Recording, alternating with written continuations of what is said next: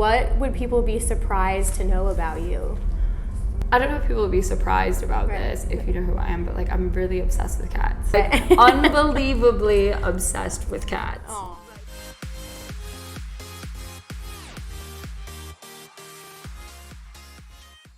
Hey guys, I'm Emma. Welcome back to ARC Music Festival. We are on day 3, surviving on fumes right now. And I'm here with Azzecca. How's it going? I'm good. How are you? I'm doing great. This is a second year for me at ARC. You were saying you've been before as well, right? Yeah. How's it feel? This year is like next level compared to last year. I live just in the neighborhood, so being able to just walk here from my house last year was incredible, but like the production level this year is like honestly one of the coolest festivals I've been to. Nice. So. Yeah, and I was gonna say you live here as well, so like does this have a special feeling? Do you get to like run into a lot of friends when you're here? Yeah, of course. Like it's nice knowing so many people at the festival, and then also I think a lot of the Chicago residents that play on the stages, like Honey and Derek Carter, even Seth Troxler who has roots here, like being able to go on stage with them and have it feel like a real family moment in Chicago, I think is like really special and different from other festivals. So. Yeah, that's awesome. Was that what you were looking forward to? Because you just got off stage as well, absolutely crushed it.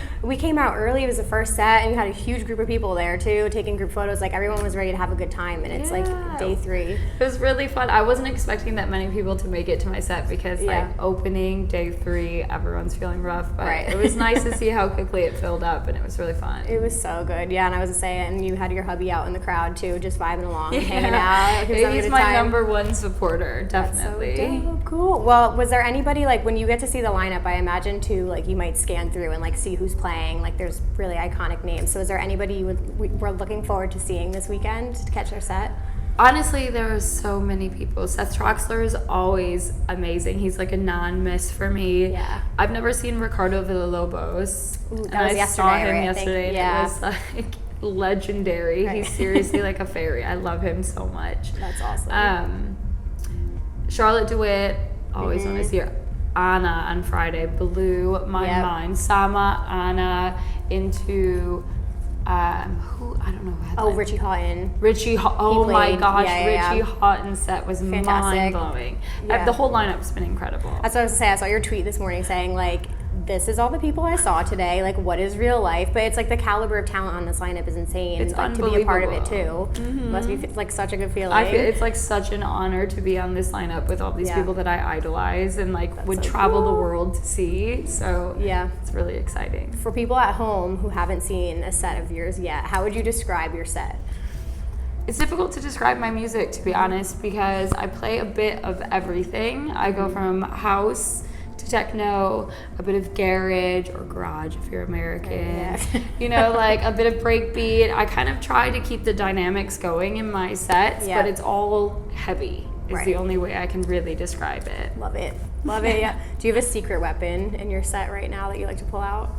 Honestly, there is a song that I've been playing a lot in my set, and it's not released yet, but it's by Adam 10 and Mitagami, and it is unreal, and it's definitely my secret weapon. Okay, cool. Yeah, the whole set was like, it came together so well. It was fantastic. And this whole weekend, just like musically, I feel like must be super inspiring too. Like, is there anybody you're inspired by right now? Oh my gosh, everyone. Yeah. I literally went home on Friday and I had like a playlist together of all the songs I wanted to play today and basically scrapped it. And I was like, okay. Yeah.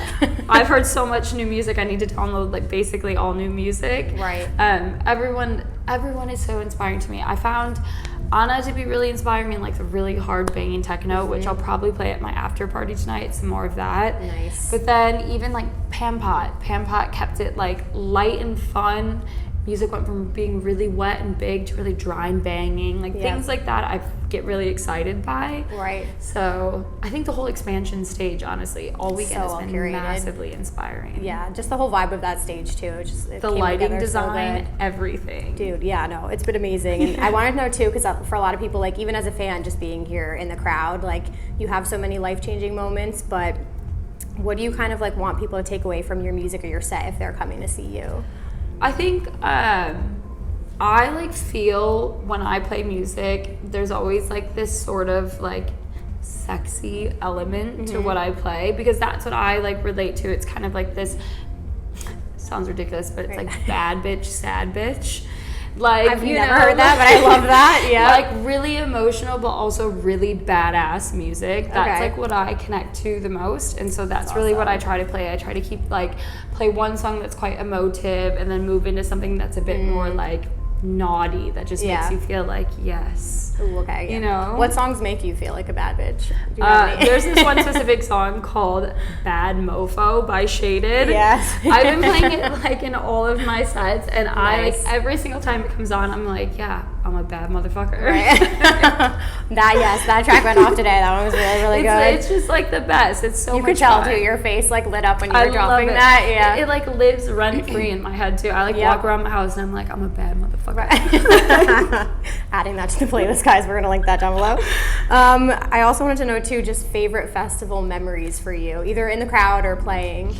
I think Movement is up there for me. I love Movement so much. Like the crowd is so well seasoned and like it's easy to move around. It's small. The music is unbelievable, and they like have that soul of Detroit, which I think is like so important to hold on to for techno music. Same with Chicago for house, but like Movement is amazing. I went to Glastonbury for the first time this year. Wow. Okay. And seeing Bicep in a crowd of like 100,000 people, their live show was, I honestly started crying at the end of their set, because it was just like, as like a house and techno fan, it's rare that you are in like a massive crowd, because in America most house and techno crowds are like on the smaller stages.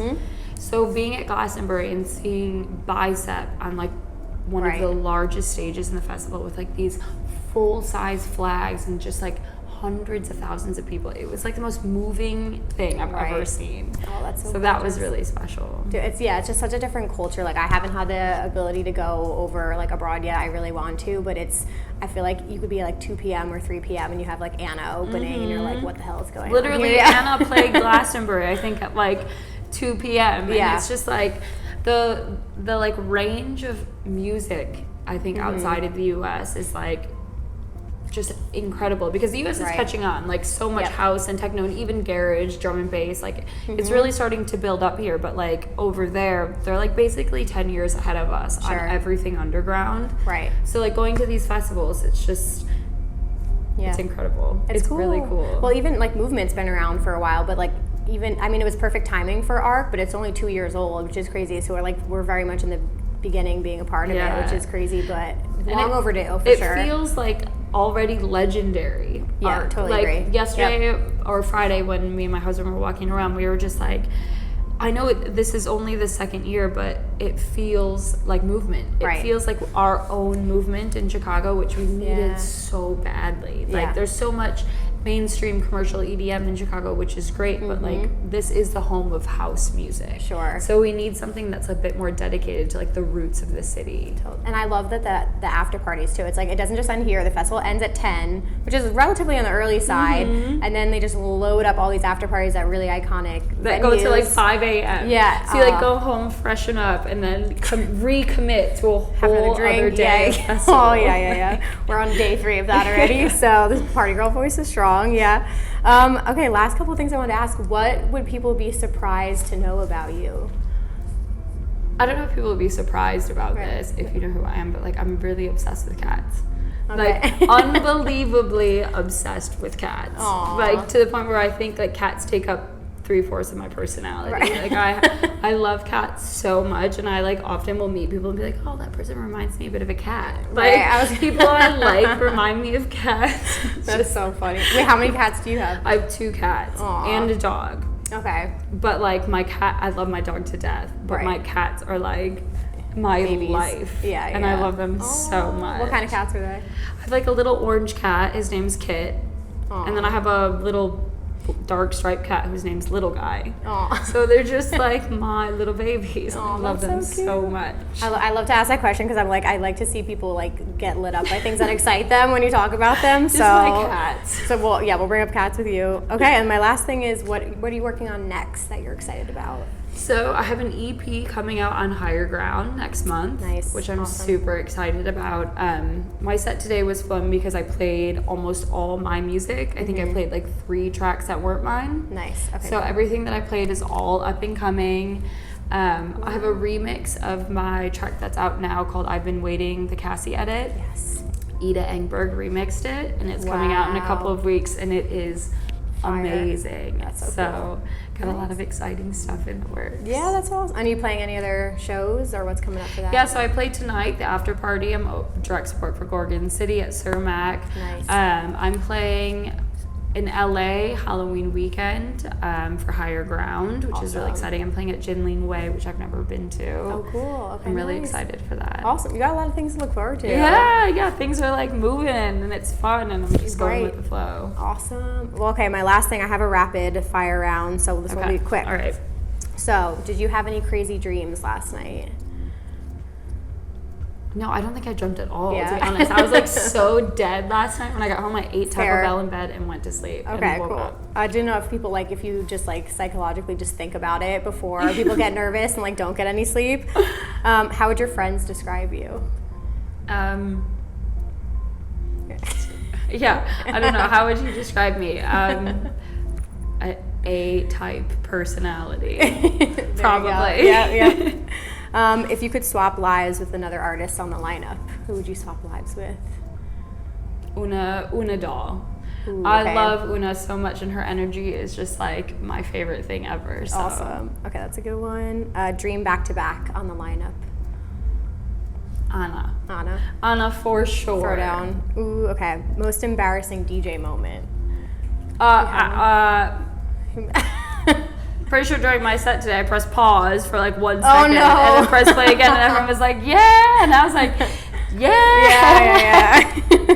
So No there you one go. noticed. Yeah. First You were good. And then if you could build your own ARC lineup, who would be 3 artists you would want to book? Oh gosh. Always Seth Troxler. Yeah. Always Derek Carter. Nice. And then honestly, Burial. Okay, perfect. Underrated things to do in Chicago. Oh my gosh, everything. Yeah. Chicago's most underrated city in the world, I think. Like literally walking across the river and just looking at how beautiful this city is. Yep. Architecture tours, eating food. It's just like everything. Everything's underrated here. That's how I felt last year too, because this is only my 2nd time here. And I thought the same thing. I was like, it's not enough time. I didn't even get to experience. We did like a comedy show Thursday, which was fun. Did you go to Second City? We went to Zanies. Oh, Zanies is amazing. It was I used really to live good. right by there. Yeah, that area was really cute. And then did like a rooftop bar, which was fun. But yeah, I want to do like the boat tour, I think. You have to. Honestly, the architecture tour, people are like, ooh, that's nerdy. Right. It's actually so sick because they talk about like when the mafia ran the city and how like it influenced all the different It's like really, really interesting. The architecture is gorgeous here. Oh, nice. Okay. Go to dance move on stage. Oh gosh, I don't know. I feel like every time I see a video of myself, I cringe so hard.